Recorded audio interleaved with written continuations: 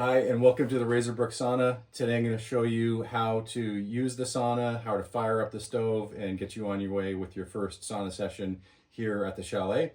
First, just some getting started tips and tricks. Light switch on the wall, that controls the LED lights under the bench here in the change room, as well as inside the sauna. There's also a little controller where you can change the color of the lights, as well as the light intensity. If you need to turn them on or off, though, please just use the switch on the wall. Next, from a safety standpoint, we do have a fire extinguisher here. It's there for safety purposes. Please leave it in the change room here. Next, down below, you've got your fire starter tools. So you've got your fire starters, you've got newspaper if you want it, and then there's also your lighter. You want to make sure you leave these in the crate when you're done.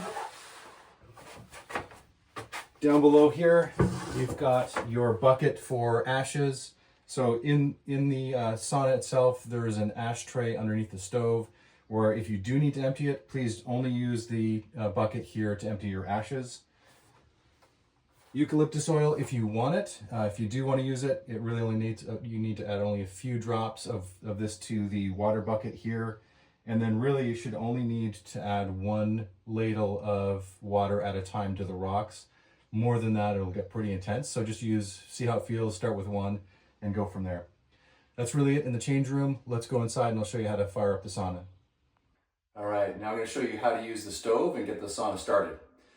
Just really only a couple things you need to know about the stove itself.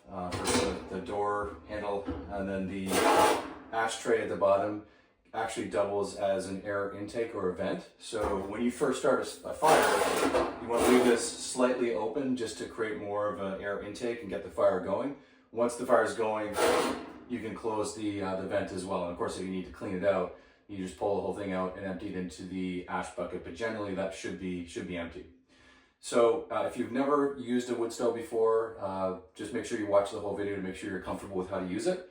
You've got your fire starter that was outside. There should be some inside as well by the wood stove. You can also just use newspaper. It's pretty straightforward as well. So if you don't have these, just grab some newspaper, use that with a kindling, and you should be good to go. We'll place that right down in the middle, and we'll grab a couple of small pieces of wood from the fire stack outside, and we'll put them on either side of the fire starter. And then all we're going to do is take a few pieces of kindling and we'll lay them in kind of crosswise. And we'll do a couple of layers.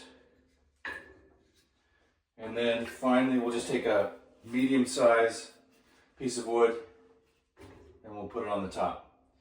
Once you've got that, that's really it. Then just take the lighter and we're gonna light the fire starter. I'm not actually ready to do a sauna session right now, so I'm not gonna fire it up, but that's really all you need to do. Once the fire is lit, then you're just gonna close the door, and then again, pull this out just a little bit, and then once it really catches, you can then close the ashtray, and then you're good to go. Overall, this will take about 30 to 45 minutes to really heat up, typically getting to around 120 to 150. That's kind of the ideal range for doing a sauna. So I would say start, if you've never done a sauna before, start low. So start around 120 and then go from there.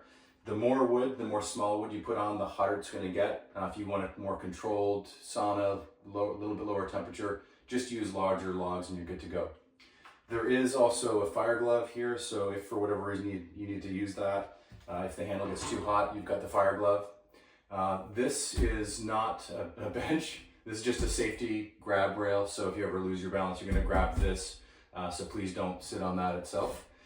Generally recommend limiting your sessions to around 15 minutes or so. Typically, most people are comfortable with around 15 minutes. Do not recommend this being used by children.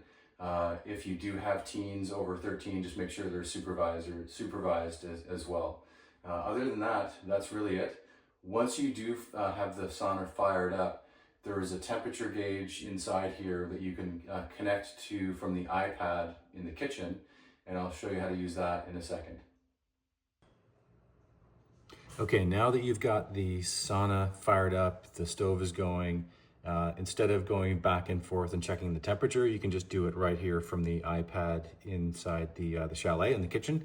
So there's an app here called Roovy Station. This icon here, just press that, and it should take you right to the sauna sensor. If you're on this page here, then just press that one icon and you're good to go. This is really all you need to know. So this will show you the temperature and the humidity inside the sauna, and it will tell you when the last time it updated. It should show within the last couple seconds. This uses Bluetooth to connect to the sensor in the sauna. So if the iPad gets moved too far, then it might not be able to connect properly. So just make sure it's roughly in this location, the kitchen, right beside the edge of the counter, on the left of the sink. And that will give you a pretty accurate reading of the sauna. Once it gets up to about 120, and that's when you're ready to go. That's it, and hope you enjoy your sauna.